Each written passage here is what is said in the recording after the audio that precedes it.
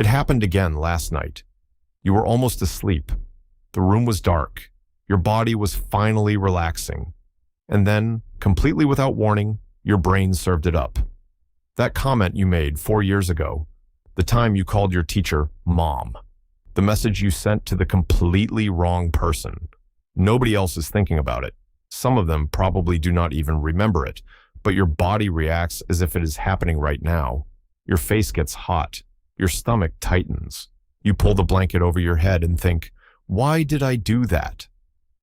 So why does your brain wait until you're trying to sleep to reopen the most embarrassing moments of your life?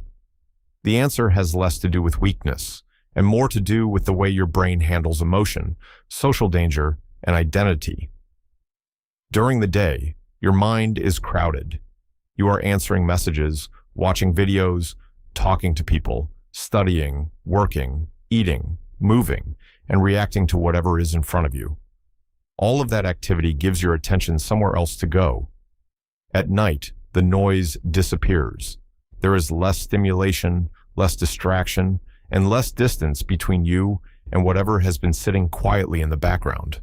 And when you are exhausted, the mental systems that normally help you regulate emotional thoughts may be less effective. That does not mean the rational part of your brain simply switches off. But emotionally charged memories can become harder to dismiss, especially when you are awake, alone, and already frustrated that you cannot sleep. The technical term for the memory itself is an involuntary autobiographical memory. It is autobiographical because it belongs to your personal story, and it is involuntary because you did not deliberately search for it. It simply appeared. A smell can trigger one. A song can trigger one. A familiar sentence, a quiet room, or even a particular mood can unlock a scene you have not consciously thought about for years. But the memory arriving is only the beginning. Once it appears, rumination can take over. Rumination is when the mind keeps circling the same event without reaching a useful conclusion. You replay the sentence. You imagine what everyone thought. You rewrite what you should have said. Then you judge yourself for still caring about it. The memory may have entered your mind automatically. The loop is what keeps it there. But why are embarrassing memories so powerful in the first place? Because embarrassment is social pain. Human beings are deeply social animals. For most of human history, belonging to a group was not just emotionally comforting. It could affect access to food, protection, information, and help. Being rejected, humiliated, or pushed outside the group could be dangerous. Your modern mistake at a party is not the same as being abandoned in the wilderness, but your brain still treats signs of rejection as important information. Research on social rejection suggests that it can involve some of the same brain regions associated with the distressing side of physical pain. The experiences are not identical, but the overlap helps explain why humiliation can feel so physical.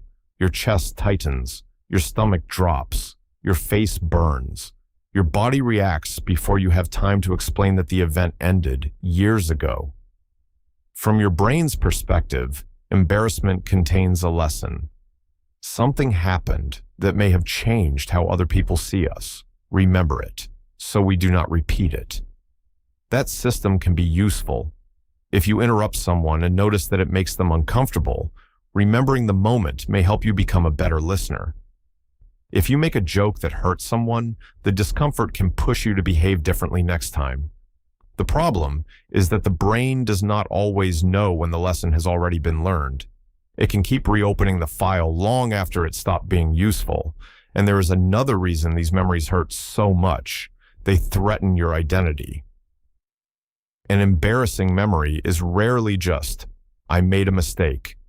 It becomes, what if I am awkward? What if I am annoying? What if everyone could see that I did not belong? The event clashes with the version of yourself you want other people to see, and perhaps the version you want to believe you are. That gap creates pain. You are not only watching an old mistake, you are watching an older version of yourself fail to match your current standards. And strangely, that can be evidence that you have grown. The reason the moment makes you cringe today may be that you understand something now that you did not understand then. You have more awareness, better judgment, different values. You are judging your past self using information your past self did not yet have. But at 3 a.m., the brain rarely provides that context.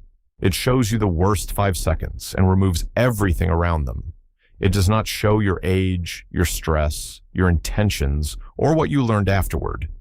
It turns a complicated human moment into a single piece of evidence against you, and then it exaggerates how much everyone else noticed. Psychologists sometimes describe this as the spotlight effect, our tendency to overestimate how closely other people are watching and remembering us.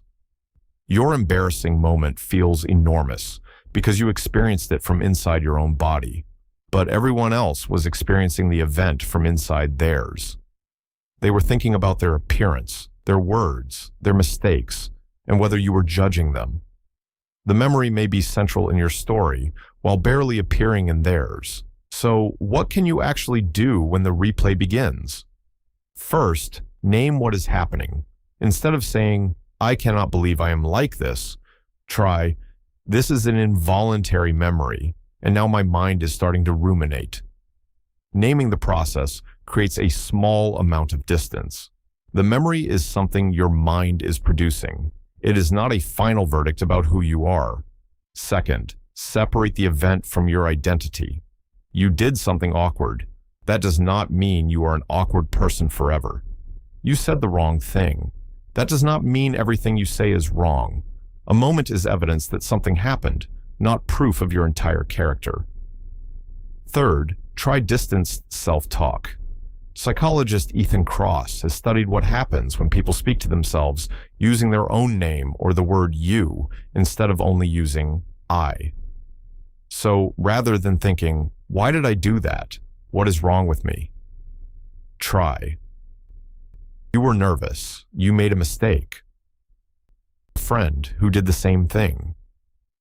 Research suggests that this small shift can reduce emotional reactivity and help people view an experience more objectively. You are not pretending the event was perfect. You are stepping far enough away to see the whole scene. Fourth, ask whether there is still a useful action to take. Do you need to apologize? Do you need to change a behavior? Is there one lesson worth keeping?